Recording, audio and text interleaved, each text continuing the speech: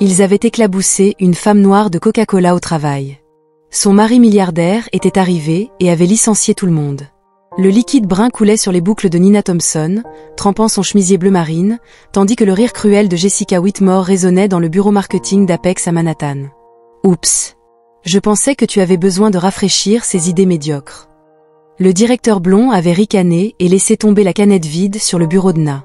Regardez tout le monde, l'initiative de diversité de l'entreprise prend une douche de Coca-Cola. Avait crié Brad Mitchell, le coordinateur de compte, tout en filmant la scène avec son iPhone 15.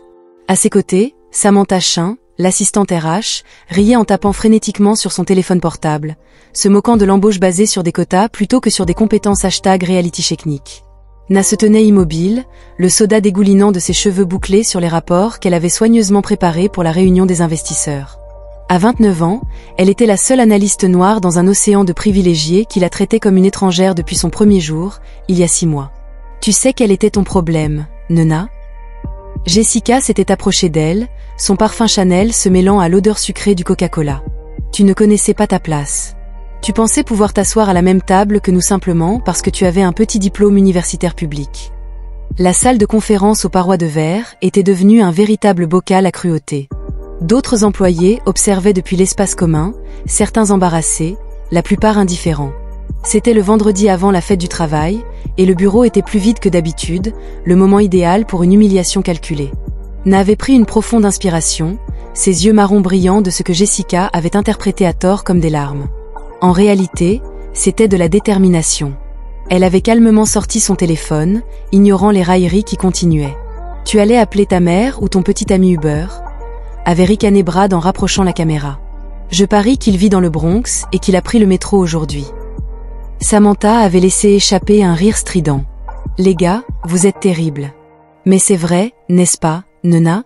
Ça doit être difficile de maintenir cette façade de cadre avec un salaire d'assistant. » Ce que ces 3 prédateurs d'entreprise ne savaient pas, c'était que Nena Thompson n'était pas simplement une employée essayant de gravir les échelons. Il y avait des secrets dans sa vie que même ses dossiers RH ne révélaient pas, des liens qui avaient transcendé cet environnement toxique. « Vas-y », avait dit doucement Na en tapant un seul message sur son téléphone. « Vous venez de prendre la meilleure décision de votre vie », avait rétorqué Jessica en fronçant les sourcils, momentanément déstabilisée par la sérénité de Na. « De quoi parles-tu? Le sucre t'est monté à la tête ?» En exactement 15 minutes, Nena avait consulté la discrète montre Patek Philippe à son poignet, un détail que personne n'avait jamais remarqué. « Tu comprendras tout. » Brad avait baissé son téléphone, un soupçon de doute traversant son visage. « Quoi? 15 minutes? Était-il en train de délirer ?» Samantha, toujours la plus perspicace du trio, avait remarqué quelque chose d'étrange dans le comportement de Na. Il n'y avait aucune peur, aucune colère, juste le calme troublant de quelqu'un qui savait exactement ce qui allait arriver. C'est à ce moment-là que l'ascenseur privé, réservé au conseil d'administration, s'était allumé au 42e étage. Les portes s'étaient ouvertes avec un léger tintement, et 3 gardes de sécurité en uniforme étaient sortis en premier, suivis d'un homme grand et imposant portant un costume Tom Ford qui coûtait probablement plus cher que le salaire annuel de quiconque. Non. La voix grave d'Alexander Sterling avait tranché le silence du bureau comme un couteau. Êtes-vous d'accord? Si les regards pouvaient tuer, Jessica, Brad et Samantha seraient déjà enterrés. Ce que personne dans ce bureau n'aurait pu imaginer, c'était qu'ils venaient de franchir la ligne de non-retour et que la femme qu'ils avaient choisi d'humilier était sur le point de réécrire complètement les règles du jeu de l'entreprise. Alexander Sterling avait traversé le bureau en trombe, son expression passant de l'inquiétude à la rage contrôlée lorsqu'il avait vu l'état de Nena. Des gouttes de Coca-Cola coulaient encore de ses cheveux, tachant le col blanc de son chemisier bleu marine. « Sécurité », avait-il appelé d'une voix d'acier. « Escortez ces 3 personnes hors du bâtiment immédiatement. » Jessica s'était avancée, essayant toujours de comprendre la situation. « Excusez-moi, mais pour qui vous prenez-vous? C'était notre bureau, et Nena était notre employé. » Faux. Alexandre s'était positionné de manière protectrice à côté de Nena. « C'était mon bureau.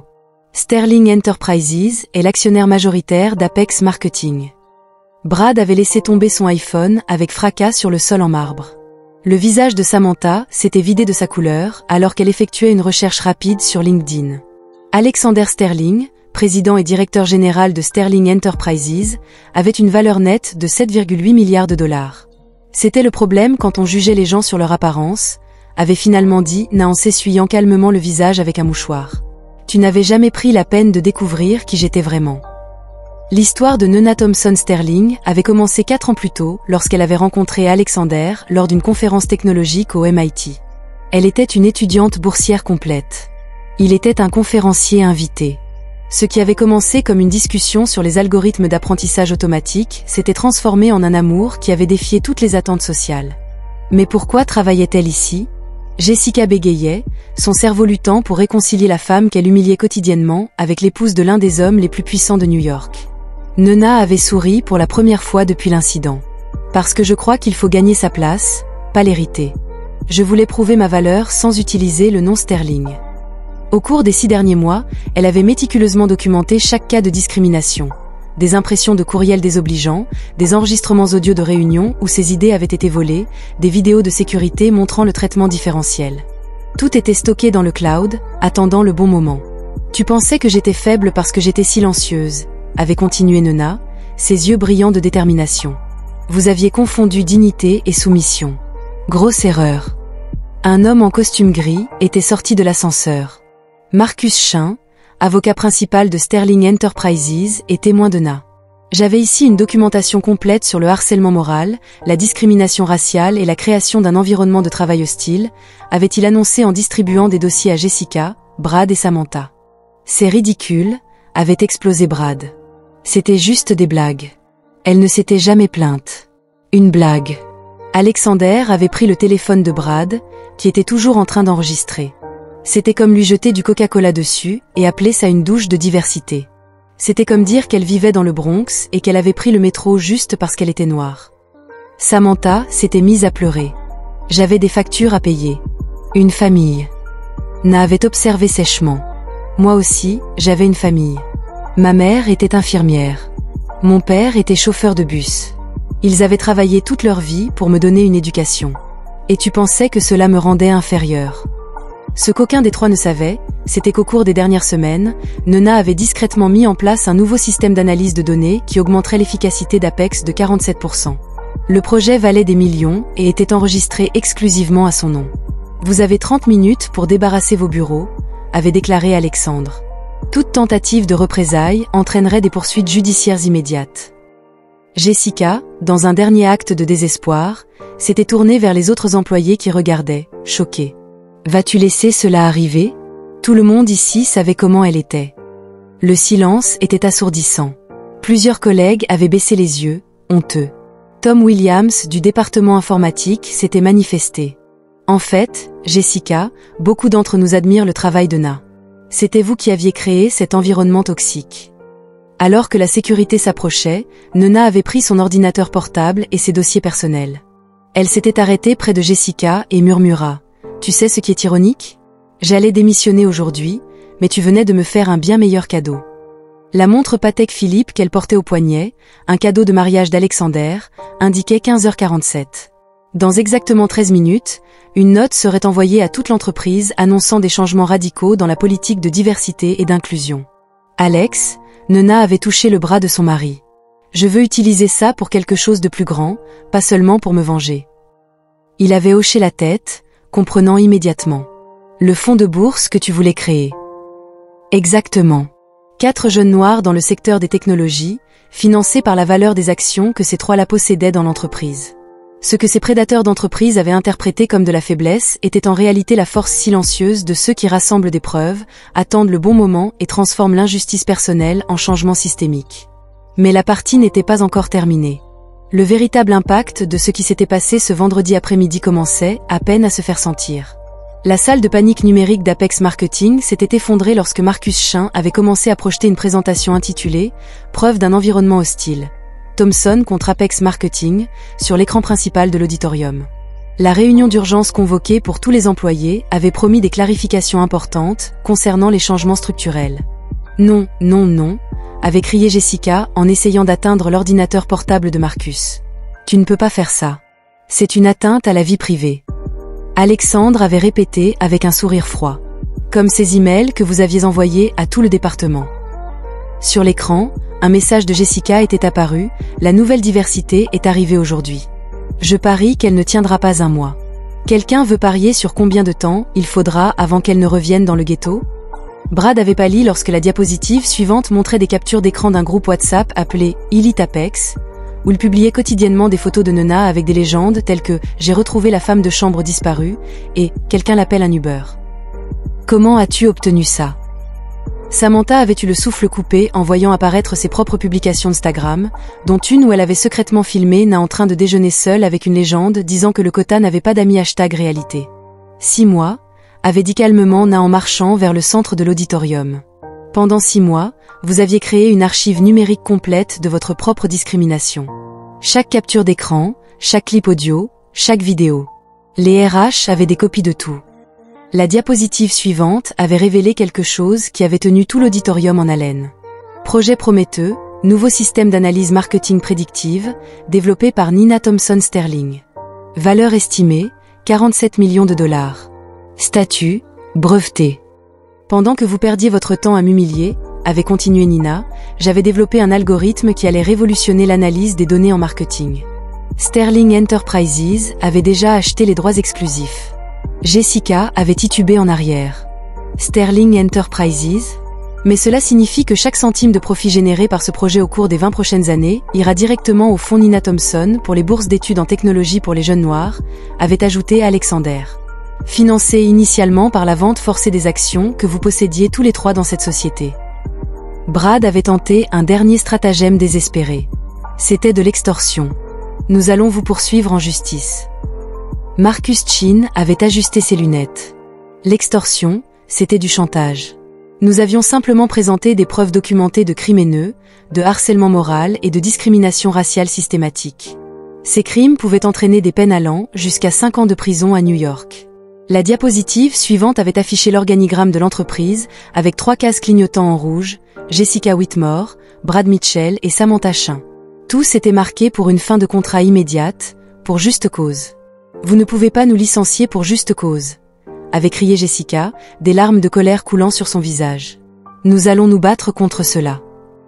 Tu peux essayer, avait répondu calmement Nona. Mais je te suggère de regarder d'abord la vidéo que Brad a gentiment enregistrée ce jour-là, alors qu'il te jetait du Coca-Cola en criant à propos des douches de diversité.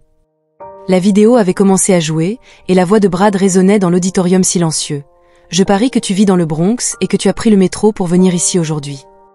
Plusieurs employés avaient baissé la tête, honteux d'avoir assisté à la scène sans intervenir. Pour couronner le tout, Alexander avait annoncé « Sterling Enterprises met en place un nouveau programme de conformité dans toutes ses filiales. Toute entreprise souhaitant conserver ses contrats avec nous devra se soumettre à des audits rigoureux en matière de diversité et d'inclusion. » Samantha s'était mise à sangloter. « Ma carrière, ma réputation, tout est détruit. » Na l'avait fixé du regard. Tu as passé 6 mois à détruire systématiquement la mienne. Maintenant, tu subis les conséquences de tes propres actes. La dernière diapositive était apparue, indiquant un engagement initial du fonds Nina Thompson, 50 millions de dollars. Objectif, 1000 bourses complètes en technologie pour les jeunes femmes noires au cours des 5 prochaines années. 50 millions. Brad avait failli s'étouffer. D'où cela vient-il? Des amendes pour discrimination que vous paierez tous les 3, des primes annulées et de mon don personnel, avait expliqué Na. Oh, et chaque entreprise que tu essaieras de rejoindre recevra un dossier complet. Bonne chance pour expliquer en entretien pourquoi tu as été licencié pour racisme avéré. Jessica était tombée à genoux, réalisant enfin l'ampleur de la destruction. S'il vous plaît, j'ai des factures, une hypothèque. C'est drôle, avait répondu Nona, sa voix empreinte d'un calme dévastateur. J'avais aussi des factures quand tu as saboté mes projets, volé mes idées et m'as fait douter de ma place ici. La différence, c'est que j'ai transformé ma douleur en quelque chose de constructif. Vous avez transformé votre privilège en cruauté. Les agents de sécurité avaient commencé à escorter les 3 personnes hors du bâtiment. Sur le grand écran, un dernier message était apparu, la véritable diversité ne se résume pas à des quotas. Il s'agit de reconnaître que le talent n'a pas de couleur, de classe ou de code postal. Alors que l'auditorium éclatait en applaudissements, Nona Thompson Sterling était restée au centre de la scène, le Coca-Cola depuis longtemps sec sur sa chemise, mais sa dignité intacte et son héritage ne faisant que commencer. Ce que personne dans cette salle n'aurait pu prédire, c'était que ce moment représentait non seulement une victoire personnelle, mais aussi la naissance d'un mouvement qui allait transformer l'ensemble de l'industrie technologique dans les années à venir. Cela prouvait que parfois, la plus grande révolution commence avec une personne qui refuse d'accepter la place que les autres essaient de lui imposer. 6 mois plus tard, l'auditorium du Metropolitan Opera House de Manhattan était bondé pour la première du documentaire Code Nina, comment le racisme d'entreprise a créé une révolution. Nina Thompson Sterling était montée sur scène sous un tonnerre d'applaudissements, vêtue d'un élégant tailleur noir Armani, non pas pour impressionner, mais parce qu'elle pouvait désormais choisir quoi porter sans jugement. Quand ils m'ont jeté du Coca-Cola, avait-elle commencé son discours, sa voix résonnant dans le théâtre historique, ils ne savaient pas qu'ils arrosaient la graine d'un changement qui a maintenant bénéficié à 347 jeunes noirs avec des bourses complètes en technologie. Dans le public, les caméras s'étaient focalisées sur des visages émus. Des PDG de Fortune 500, des militants des droits civiques, et plus particulièrement, les premiers bénéficiaires de la bourse du fonds Nina Thompson, de brillants jeunes issus de communautés marginalisées qui étudiaient aujourd'hui au MIT, à Stanford et à Harvard. Le documentaire avait révélé quelque chose de choquant. Jessica Whitmore avait tenté de poursuivre Nina pour diffamation et préjudice moral, mais ses propres avocats avaient abandonné l'affaire lorsqu'ils avaient vu les preuves. Brad Mitchell, après avoir été rejeté à 23 entretiens d'embauche, travaillait désormais comme chauffeur-livreur d'applications, ironiquement la profession qu'il avait tant ridiculisée. Samantha Chun avait déménagé dans une petite ville à la campagne, avait supprimé tous ses comptes de réseaux sociaux et, selon certaines sources, avait passé ses journées à écrire des lettres d'excuses qui n'avaient jamais reçu de réponse. Le plus ironique, poursuivait Nina, c'était que 3 jours avant qu'il ne me jette du Coca-Cola, j'avais terminé un algorithme capable de détecter les schémas de discrimination dans les environnements d'entreprise en utilisant l'intelligence artificielle. Il m'avait littéralement donné les données finales dont j'avais besoin pour valider le système. L'application Equihire, développée par Nina, avait déjà été adoptée par 1200 entreprises dans le monde, générant 180 millions de dollars de revenus au premier trimestre. Tous les bénéfices seraient consacrés à l'expansion du programme de bourse. Microsoft, Google et Apple avaient formé un partenariat historique pour mettre en œuvre le système dans leurs pratiques d'embauche. Tom Williams, le collègue informatique qui avait défendu Nina ce jour-là, était désormais directeur technique de la division diversité technologique de Sterling Enterprises. Voir Nina transformer l'humiliation en révolution m'a appris que le silence face à l'injustice est une complicité, avait-il déclaré au New York Times. Le moment le plus émouvant de la soirée avait eu lieu lorsque Marcus Thompson, le père de Nina, était monté sur scène. Le chauffeur de bus à la retraite, qui avait travaillé 40 ans pour permettre à sa fille d'aller à l'école, tenait le trophée du prix Nobel de la paix que Nina venait de recevoir, devenant ainsi la première personne noire honorée pour son innovation dans le domaine des technologies de justice sociale. « Ma fille a toujours été brillante », avait-il dit, la voix brisée. Mais il ne voyait que sa couleur. Maintenant, le monde entier voit son génie. Sur l'écran, des images du bureau marketing d'Apex étaient apparues. L'entreprise avait déposé le bilan après avoir perdu tous ses contrats avec Sterling Enterprises et ses filiales. Le bâtiment abritait désormais l'Institut Nina Thompson pour l'équité technologique, où de jeunes noirs développaient des solutions pour lutter contre le racisme systémique en utilisant l'IA. Jessica Whitmore avait fait une dernière apparition publique dans un podcast obscur, essayant de jouer la victime. « J'ai tout perdu à cause d'une blague stupide. » La vidéo était devenue virale, non pas par sympathie, mais comme un parfait exemple de la façon dont le privilège aveugle les gens sur la gravité de leurs actes. Les commentaires étaient impitoyables. Vous n'avez pas tout perdu à cause d'une blague.